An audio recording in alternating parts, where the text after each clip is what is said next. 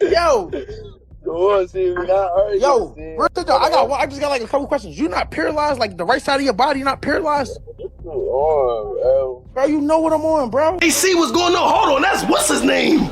That's my man. What's a hooper? What's a hooper? Man, I lost my homie. I lost my homie Ja. You feel me? You feel me? Long live Ja and all that. You feel me? All the bros, we all like, we lost Ja. His name was Ja the Hooper though. Like, you feel me? And we just be hooping for Ja. Like, you could apply hooping. We apply hooping to everything we do. Like, you get in the studio, you working. It's like putting up shots in practice. You feel me? Like performing all that. That's like the game. Like, we do a lot of like, we just hoop. Like, so we the hoopers. Like, and it mean a lot to us. You feel me? Cause it's really for our homie. Like, me personally. You feel me? It's really for my homie. So. What do your friends? FSDA Bender, one of Philly's most talked about rising street rappers, just set the city on fire after calling out Meek Mill during a recent interview. What started as a regular conversation instantly turned into major drama when Bender claimed the Philly legend Dosen. Do you want to see him win, and might even be quietly blocking his moves in the rap game? From the outside looking in, this situation is getting messier by the day, and the streets are watching every move closely. Bender, whose real name is Kasim Brown, has been buzzing heavy in Philly's music scene thanks to his sharp, unfiltered lyrics and raw delivery that feels straight off the pavement. Yo, Come on, see, we're not arguing. yo, See. real talk, I just got like a couple questions. You not paralyzed? Like the right side of your body, you not paralyzed? What's on, Bro, you know what I'm on, bro. All your homies, your friends still here. They in this live right now, if I must say. Okay. Your homies in this live right now. Bro, Y'all don't step. Y'all cookout just got shut up. All these innocent peoples and girls just got. Y'all supposed to get dizzy about this. Y'all just not doing nothing. You on live with us, nigga. You on live with stupid, nigga. I'm a rapper. I don't do nothing. So you're on live when you should be going to bed. And that same energy carried over when he went straight at Meek during a podcast, accusing him of holding him back from breaking into the industry. That's not a light claim, especially when it's aimed at someone with Meek's status, influence, and deep roots in Philly hip-hop culture. So far, Meek hasn't gone live, hasn't dropped a response, and hasn't clapped back publicly. But that silence hasn't cooled anything down. If anything, it's only made the situation hotter online. Social media is in full meltdown mode, interviews are popping up everywhere, and fans are picking sides like it's a citywide standoff. Glizzy now. I lost Josh to the streets, bro. I got a video of Josh right now. He said, when you come to my crib, throw some rocks at my back window. Like, that's our first loss. That's our first YBC loss. Oh, he pissing right here, but look, right here, it's his crib. It's Josh's crib right here. Did he pass? Yeah, he passed away. I got him tatted on my face. Right here. For Josh, too. Gunshot right there? You know what it is. Don't you know I just was telling you about Josh, right? I was right here tagging up. Josh was supposed to come meet me. No bullshit. I was tagging a weed. I was supposed to go meet him at the corner of the block. All I heard, boom, boom, boom, boom, boom, boom, boom, boom, boom. I'm hearing right now. Bro, that shit regular, but all I'm hearing is boom, boom, boom. Bro, my man Band Up Y'all's coming around the corner. He said, bro, Josh, bro. I just broke down crying. I'm like, damn, bro. Sorry to hear that. Rest in peace. Our ops block right here. People keep saying this feud feels different, more personal, and way closer to home than Meek's past public run-ins with artists like Drake. According to FSDA Bender, Meek allegedly told another Philly rapper, Skrilla, not to bring him around. That single claim sent shockwaves through the city and added a whole new layer to the tension.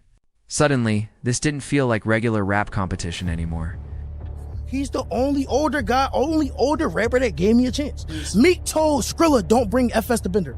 Yeah. To the Roots Picnic, he said, don't bring FS. You know what Beans told me how to take that? He said, you don't take that no wrong way. You don't take that, you don't go at him. You know what I'm saying? You just take that and you analyze it. And you see he said, how that make you feel? Meek know I'm a cold gangster, that's why he don't want me around. And he don't want to take with, when he be seen with me, he knew that shit gonna come with. It started sounding personal, calculated, and rooted in something deeper than music. Festa Bender made one thing painfully clear. He's not scared to speak on Meek Mill at all. He didn't just hint at being blocked, he openly said he's lost all respect for him. That's a bold statement from someone rising fast in the same city, and it's got people talking non-stop. Some fans are even whispering that Meek might be feeling uneasy about what Bender could become if nobody stands in his way. Of course, none of this has been proven, but speculation is running wild online. The theory floating around says Meek might see FSDA Bender as a real challenger musically and reputationally. He didn't deserve this. Not even close. Rodney Hargrove Sr. says the pain and heartbreak of his son's Rodney Hargrove Jr. won't go away. March 18th, Hargrove been kept outside the Curran Firmhold Correctional Facility. I didn't understand when they telling me my baby was gone. Hargrove took this video just moments after his release. Tragically, he was just an hour after being let out of the correctional facility. His family has now filed a wrongful and civil rights lawsuit. I want justice. Me and my family is going through right now. After his early morning release around 1 a.m., the prison transported Hargrove across the street to a bus stop. While waiting on a ride, Hargrove ran back onto prison grounds because he was being chased by a car. They say there was no guard at the gate, and the car followed Hargrove. Just feet from a raised gate, the was identified as Amin Hurst. When the was arrested, Bender's sound is raw, emotional, and straight from Philly's toughest corners. His bars hit hard, his flow feels lived in, and listeners connect because it sounds real, not manufactured. Now the city is divided, buzzing with theories and watching closely. Is this competition, history, or something deeper bubbling under the surface? One thing's for sure, FSDA Bender isn't hiding his frustration, and Philly's rap scene feels tense as ever. FSDA Bender has long been connected to a local Philly street movement known as YBC, one of the most talked about crews coming out of the city right now. But I do it to a certain extent. Like, I go overboard. I disrespect people, like, badly. So what do you think are some of the most disrespectful things you've done? Obviously, the one that comes to mind is, the notorious, the grave digging situation. That's some new shit, though. Like, I've been drawn. Like, one of the most disrespectful John, though, when I said I was gonna slap K3 mom, though. You were gonna smack his mom? Yeah, cause she be dissing my homies. I don't know what she be on. She like an old, miserable mother. YBC built a reputation for being bold, loud, and completely unfiltered, never watering anything down for comfort. So when someone tied to that movement speaks up, people know the situation is about to turn serious fast. FSDA Bender's roots in the Philly drill scene run deep, and those connections carry real weight in the streets. Growing up in North Philly wasn't easy at all. From a young age, Bender stood out, not just because of his surroundings, but because of his size, which made blending in almost impossible. It ain't no need for an introduction, but I'm gonna give it to y'all. It's FSDA Bender. I'm like the leader of the YNs now. I'm not really like a YN anymore. I'm the leader. Tonight, Philadelphia police say a 21-year-old man was style in Belmont. It happened at Belmont and Westminster Avenues around 9:30. Investigators say the gunman 15 to the victim near his house. They are looking for a tan car seen speeding away from that area. So far, no arrests or motive in this case. That's when people started calling him Fat Scene, a nickname that stuck with him long before the world ever knew the name, FSDA Bender. Sadly, many people he grew up with didn't make it out. Some lost their lives. Others ended up locked away. And what remained were memories that left permanent marks on who he became. Yo, y'all coming to my video? Shots of 42 dude all the way around. Shots of 42 dude all the way around. Yes, I'm trolling. For real. Why would I not troll? Why would I not troll? FSDA Bender has never tried to rewrite his past. He's openly admitted he made his own choices in the streets, even when those choices led him straight into chaos. He's spoken about getting caught up with the wrong crowd, chasing fast money, and being pulled into the tensions that surrounded North Philly at the time. Wanna know the last time I've been in this park? Well, bud. Bro, we ain't come to this park ever since then, bro. No bullshit. Bro, that was my right-hand man, bro. This J100 block right here. Like, this where J100 to be at right now. This J100 block. That era, especially the rivalry involving YBC and another neighborhood crew, played a major role in shaping the aggressive, raw Philly drill sound that's now buzzing throughout the city. For FSDA Bender, this isn't just music, it's survival. He's faced real danger before, not just in lyrics, but in real life. Man, we're a basketball court in Mantua this evening. The happened on the 3900 block of Olive Street around 5 o'clock.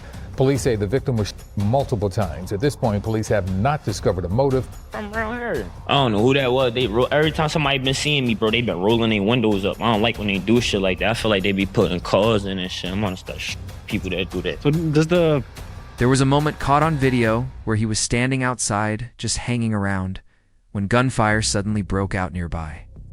He was hit in the arm and leg, but somehow survived and kept pushing forward. That moment shook him deeply and became a wake-up call, a harsh reminder of how unpredictable life can be in Philly's streets. Getting caught in danger right outside your own spot is something that happens way too often, and FSDA Bender knows how close things came to going completely left. By late 2021, he was fortunate things didn't end worse. Around that time, his name started buzzing heavy in the underground scene, especially after YBC dropped a track that completely shook the city. For real, the people at the hospital was calling and taking pictures. I think when they came in, they looked at me and was like, man, fuck that. That nigga, this my cousin. I ain't helping him. You help him. I ain't helping him. Bro, you should be nervous though, bro, cause walking with me a bad joint, but so-called niggas be on my ass still, so that'd be a bad joint. We this one. That release became a turning point for Philly drill, pushing YBC's high-energy, aggressive sound to a much wider audience. That moment also marked when real names, real stories, and real situations started appearing openly in the music.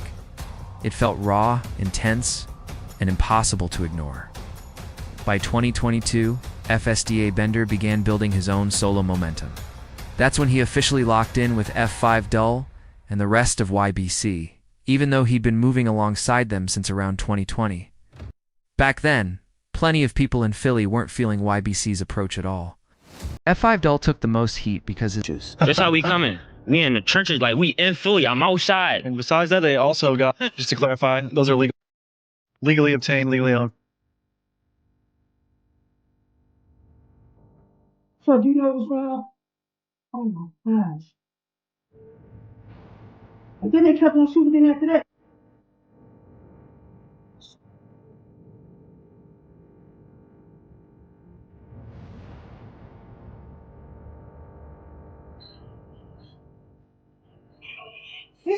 He said, wait a minute. His unfiltered lyrics pulled attention directly to real street situations. But instead of backing down, FSDA Bender and his crew doubled down on their sound, bringing even more intensity, hunger, and pressure into Philly drill. And their energy didn't stop in the booth, it spilled straight into the streets and the culture around them. They carried that same bold attitude everywhere they went, blurring the line between music and real life in a way that made people uneasy and locked in at the same time. For FSDA Bender, the energy never switched off, and it showed in how he moved, talked, and handled pressure. One video that surfaced online even showed Bender clowning his rivals just hours after a tense situation in the city, proving his confidence and personality weren't shaken for nobody. But here's the real part. None of this tension came out of nowhere. The issues between YBC and other groups had been simmering for years, with a lot of history tucked behind the scenes. Those early conflicts shaped the paths of several members and added fuel to FSDA Bender. Hunger to stand tall and carve his name into the Philly drill movement. As one of the standout faces tied to YBC and FSDA, Bender quickly became one of the most talked about figures in the city. His come-up wasn't quiet at all. It was loud, unpredictable, and packed with moments that kept people watching closely. FSDA Bender feeds off that chaos and pressure. He doesn't follow the usual rules, doesn't chase approval, and never tries to fit into anyone's expectations. Even when things went left and he got caught up in legal trouble, he kept pushing forward, refusing to let setbacks define him. People threw labels at him non-stop, calling him fat scene, fat or worse, trying to break him down mentally. None of it worked. He flipped every insult into motivation, wearing the negativity like armor and turning it into fuel for his grind. What really shaped him, though, was the loss of his close friend YBC. That loss hit deep, not just as a friend, but as someone who shared the same dreams, same struggles, and same hunger to make it out. FSDA Bender has said many times that Sidhu's passing was on just another tragedy in the streets. It was the moment that changed everything for him. From that point on, he made it his mission to keep Sidhu's name alive and carry the YBC legacy with pride, both online and through his music. That pain turned into purpose, and you can hear it in every bar he drops. Let's be real though, YBC never had a reputation for being calm or low-key. In Philly, their name carries serious weight. For years, they were known as one of the most outspoken and daring movements in the city, bringing that same high energy from real-life experiences straight into their lyrics. That boldness drew fans in, but it also played a role in the difficult moments that shaped their story. Now, many of YBC's most active members have stepped back or faded from the spotlight, leaving FSDA Bender as one of the last voices still pushing the movement forward. For him, it's about keeping YBC alive no matter if people admire him, criticize him, or just tune in for the chaos. To really understand the tension between YBC and their rivals, you have to look closer at one name that still echoes through the city, YBC Do. He was known as the leader, the one people called Mr. Disrespectful Doll, a name that matched his reputation perfectly. Fiercely loyal to his circle and completely fearless when it came to standing his ground, he never hesitated to speak his mind, whether through his lyrics or his online presence. He didn't care who felt uncomfortable, offended, or pressed by his words. And that energy made him both respected and controversial in Philly's drill culture. That fearless attitude helped put YBC under a brighter spotlight. The group's roots stretched deep through 42nd, 43rd, and 39th Street, an area they often refer to as Josh World. That name carries weight, named after one of their first fallen members, YBC Josh. His loss marked a turning point for the entire movement and set off years of tension that would help define the city's street scene. On May 29, 2019, 18-year-old Joshua David Munson, known to friends as YBC Josh or Baby YBC, was in his neighborhood on the 200 block of North 56th Street in Philly's Parkside area when tragedy struck. According to reports, he was approached by an individual who opened fire before fleeing the area. Emergency responders rushed him to the hospital, but sadly, he passed away 2 days later from his injuries. That moment changed everything. For YBC, Josh's passing fueled deep emotions, shifted alliances, and inspired messages that would later shape their music and movement. Years later, F5 Dull spoke about Josh's memory during a 2024 vlog with Brandon Buckingham, showing that the pain never really faded.